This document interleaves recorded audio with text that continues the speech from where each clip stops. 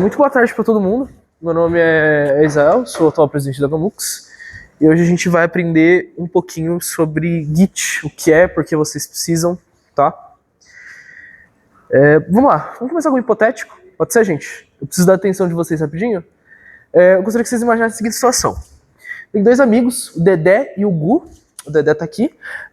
Eles estão trabalhando no seu grande projeto juntos, o grande Mega Castle TDCraft. Isso é um projeto muito grande, ele precisa de muitas coisas e cada um está trabalhando em uma coisa. O Dedé tá trabalhando no código e na arte às vezes, mas às vezes o Gu também trabalha no código. Então, eles estão, muitas vezes, trabalhando ao mesmo tempo no projeto, cada um no seu computador, como vocês estão aqui. Então, tem pessoas uma do lado da outra, às vezes eles estão trabalhando assim. E a gente vai chamar essa versão do computador de cada um, da versão local de cada um deles, tá? Em determinados momentos, o Dedé e o Gu, eles vão acabar mexendo na mesma parte do projeto, no mesmo arquivo. Às vezes um editou um pouquinho de uma imagem e o outro foi lá e editou para outra coisa. Às vezes um escreveu uma parte de um código para uma coisa e o outro foi lá e mexeu para outra. Só que aí a gente tem um pequeno probleminha, né? Como que eles podem receber as alterações que o outro fez na versão local? Mandar via e-mail? Bom, eu acho que não, né? Ia dar um pouquinho de trabalho demais e eles iam querer trabalhar um por vez, né? Um trabalha, envia para o outro trabalha, envia de volta. Eu acho que é um pouco demorado, né? Será que a gente tira a foto e manda via WhatsApp? Acho que não. Não façam isso, por favor. Então, tem mais um problema. Se eles ambos mexerem no mesmo arquivo, como que a gente sabe a alteração de quem fica, a alteração de quem sai? Né? Quando vocês estão trabalhando, por exemplo, imagina que uma boa parte da galera aqui está trabalhando num do Google Docs, por exemplo, com outras pessoas no trabalho, vocês sabem que uma ferramenta de nuvem, por exemplo, como que você sabe a alteração de quem fica e a alteração de quem sai? Quando isso é feito em tempo real, é um caos. Se tá duas pessoas alterando a mesma parte do arquivo, vira uma guerra. Já tentaram escrever por cima de que outra pessoa está ativamente escrevendo? Já discutiram com alguém por causa disso? E se a gente tivesse um jeito de enviar as mudanças de um lugar para outro sem se atrapalhar? E existe, a gente chama isso de controle de versionamento. Então, existem vários sistemas de controle de versionamento.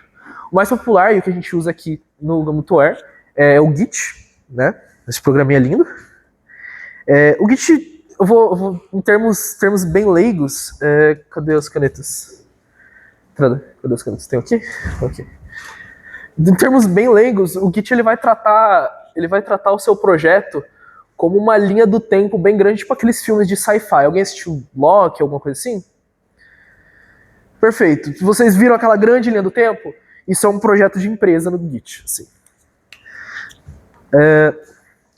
Então, o primeiro conceito que a gente tem que entender é uma branch. Uma branch ela seria essencialmente uma divergência nessa linha do tempo do projeto. Então você tem a linha do tempo principal, que seria a branch principal do seu projeto, e cada uma das branches elas podem aparecer em qualquer momento do seu projeto e divergir com algumas alterações que vocês fizeram. E depois elas podem acabar voltando para o projeto, ficando aqui. Né? No caso do Git, a branch pode ter branch, e uma branch contém todas as alterações que você faz no projeto, e você pode aplicar elas em outras branches, ou na branch principal depois. Isso serve para a gente separar o que a gente está trabalhando.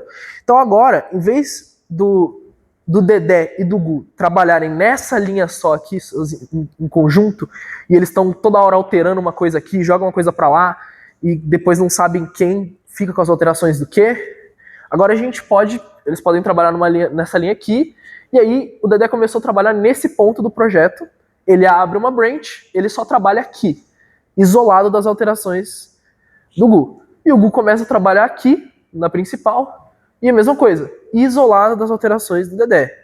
E aí depois eles podem pensar em como que eles vão aplicar isso. Mas por que a gente usa branches especificamente, né? Porque quais são os casos de uso? A gente usa elas para testar novas funções, sem alterar permanentemente a versão do projeto. Vamos dizer que você está fazendo um jogo tipo Mario. E aí você acordou e você quer muito que ele tenha um sistema de minimapa. Mas você não sabe se vai funcionar, você não sabe se é útil, mas você quer. O que você faria sem uma branch é alterar diretamente na sua versão do projeto essa versão. E aí quando você inevitavelmente falar, putz, não funciona, não gostei, eu não quero que o jogo tenha essa função. O que você faz? Você tem que voltar lá e apagar tudo. Se você mudou coisas que você não queria ter mudado, você tem que lembrar onde você alterou para você voltar com as mudanças. Uma branch, com a branch, você testaria essa função numa branch própria, e você não gostou, você só volta para a branch principal do projeto e as alterações são desfeitas. Se você quiser voltar um momento e dar uma olhada nessas coisas, você pode voltar para essa branch especial e ela vai estar lá para você. Outra funcionalidade, como a gente comentou, é colaborar com outras pessoas sem gerar conflitos, né?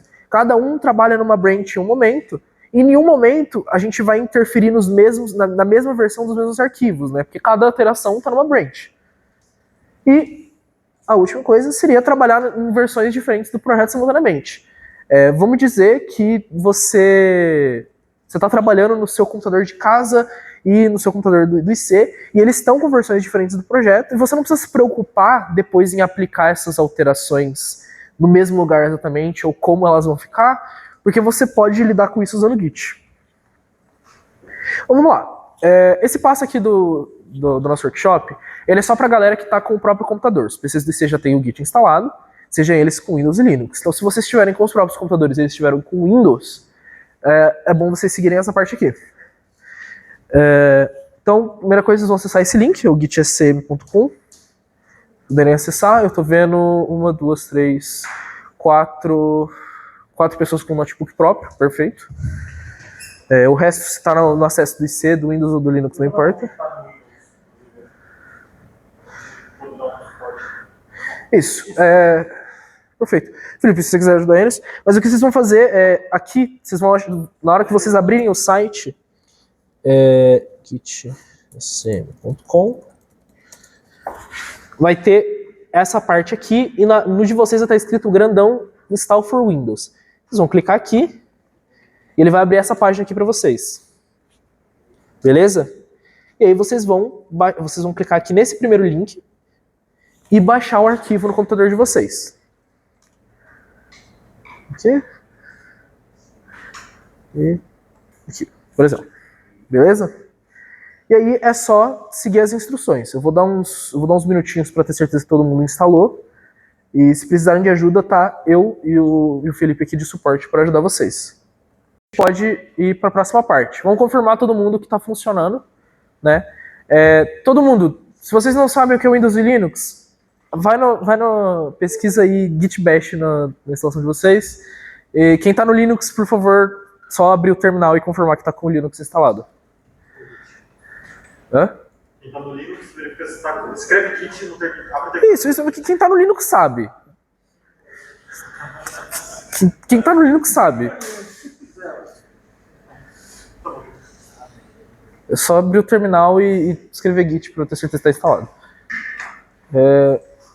Todo mundo que está no Windows, alguém teve dificuldade em alguma parte desse processo? Conseguiram abrir uma janela com um textinho? Feito. Se alguém não conseguiu, é bem importante que vocês digam agora para a gente poder resolver isso já, tá? Então, beleza.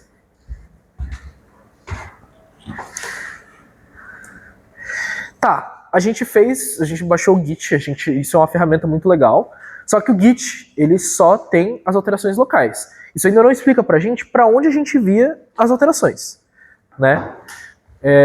Para que cada membro do projeto tenha acesso às alterações, a gente precisa guardar esse projeto numa versão central. A gente tem que ter algum lugar que, de preferência, tenha as alterações principais do projeto em algum lugar, né? Numa empresa, isso pode, às vezes, ser um servidor próprio. Uma pessoa trabalhando remotamente, talvez seja um espaço de armazenamento em nuvem. Se todo mundo usa o mesmo PC, talvez pode ser nele mesmo. Depende de cada projeto. E o Gamux, onde que ele guarda o Gamutower? A gente guarda no GitHub. O GitHub é uma plataforma online de hospedagem para projetos do Git, tá? Então, imagina que ele é o Google Drive dos repositórios Git de vocês, tá? E ela é a mais utilizada no mundo, não só projetos pequenos, mas também empresas e projetos de todas as escalas, projetos escolares. A galera aqui do IC aprende a usar e muita gente só usa para hospedar as coisas até o fim da vida, né?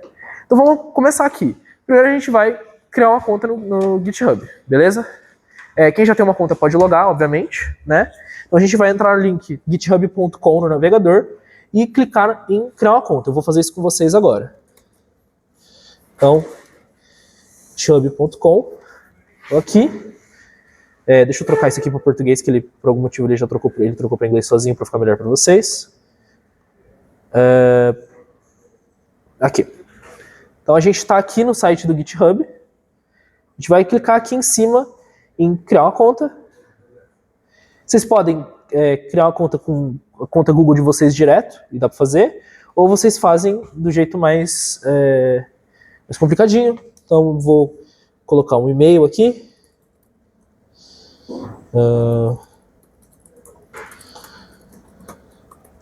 Vou colocar uma senha.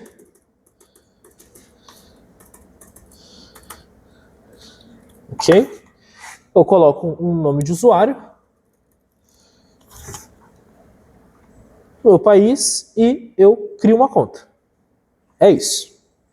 Assim que todo mundo terminar de criar a conta, a gente continua. Beleza?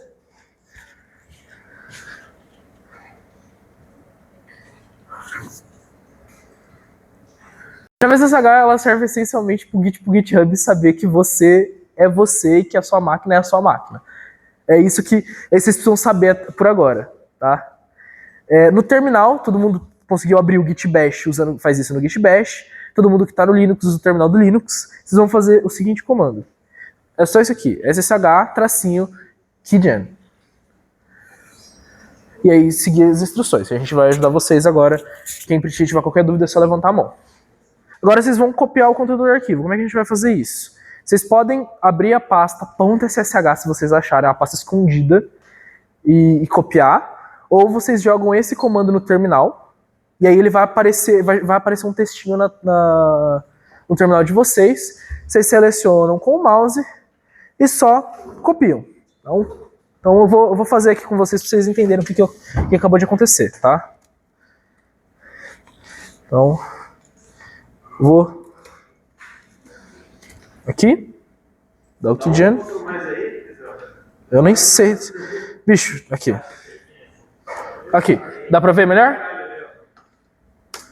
Ok. Dei um monte de enter aqui, só pra fazer o padrão.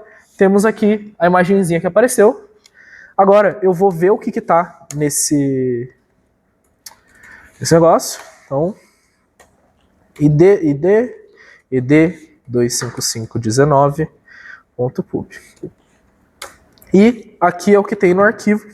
Eu seguro aqui, copio. E aí eu dou Ctrl Shift C. Para quem usa Linux, o Git... Não, o Git Bash também, Ctrl Shift C. Sim, é para colar que ele tem um Ctrl Shift C. Porque Ctrl C ele interrompe coisa do terminal. Então, é Ctrl Shift C para vocês copiarem. Hã? Vocês podem clicar com o botão direito e copiar, fica mais fácil para vocês, na verdade. Isso é interessante para vocês saberem qual pasta vocês vão depois. Ok? Beleza. E aí, vamos para a próxima já. Então a gente vai clonar o GoToWare. A gente vai clonar, significa que a gente vai criar uma versão local da versão de vocês do projeto. Ok? Então primeiro o que a gente vai fazer? A gente vai lá no terminal, na pasta que a gente quer colocar o GoToWare, e a gente coloca git clone, git@github.com, e aí o usuário de vocês, do GitHub, /gamutoar.git. Esse pequeno texto da SSH, vocês conseguem também copiar daqui. Se vocês vierem aqui no de vocês, clicar em Code, e aí vier aqui em SSH, vocês só apertam aqui e copiam esse textão, e aí vocês dão git clone e cola isso lá. Pode colar com o botão direito e fica mais fácil para todo mundo. Beleza?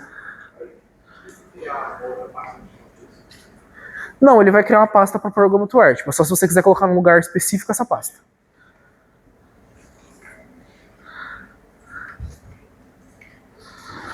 Beleza? Ok. Vou passar para a próxima para ficar mais fácil por enquanto. Ele vai criar uma pasta chamada Gamutoer, onde você tiver no terminal. Tá certinho. Aí, o que a gente vai fazer, depois que esse comando terminar, é cd, então a gente vai mudar de diretório, /Gamutoer. Isso aqui serve pra gente trocar pra pasta do Gamutoer para fazer as coisas. Ok? E logo depois, a gente vai dar um outro comando. Esse comando, vocês vão dar uma vez só, acho que aqui, que é o git switch -c, C maiúsculo, meu projeto. O que isso aqui está fazendo é criando uma branch nova para vocês e trocando para ela. É só isso que vocês vão saber por agora, ok? E é isso.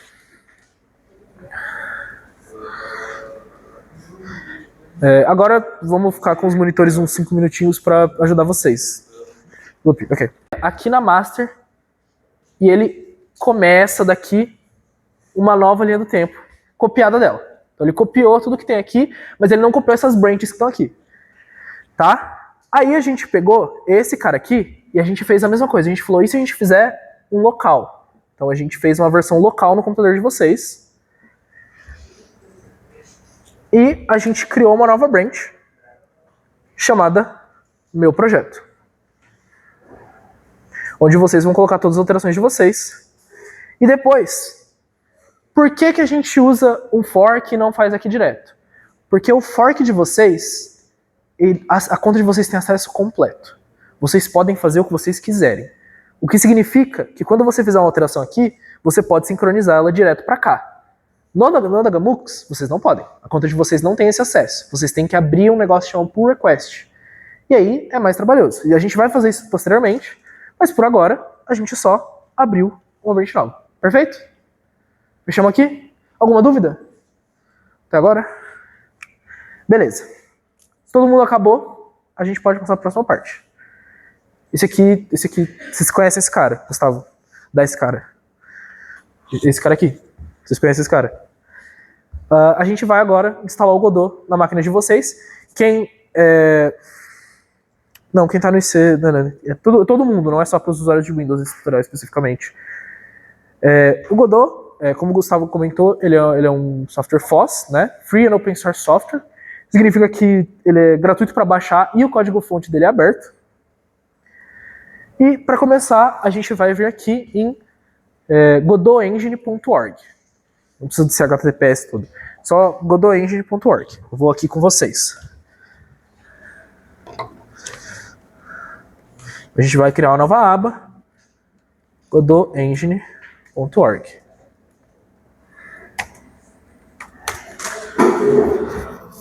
Aqui. Olha que site bonito, galera. Beleza? Estamos aqui. Aí a gente vai vir aqui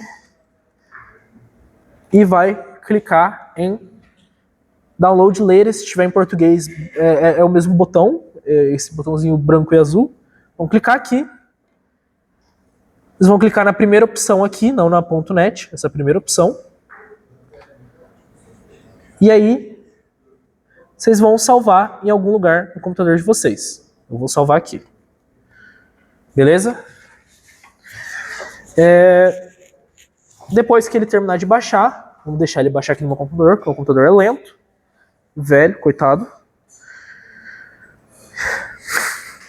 Depois que ele baixar, vocês vão lá nos arquivos de vocês, vão para a pasta que ele baixou, e vocês só vão, para os usuários de Windows, vocês vão clicar para extrair ou descompactar.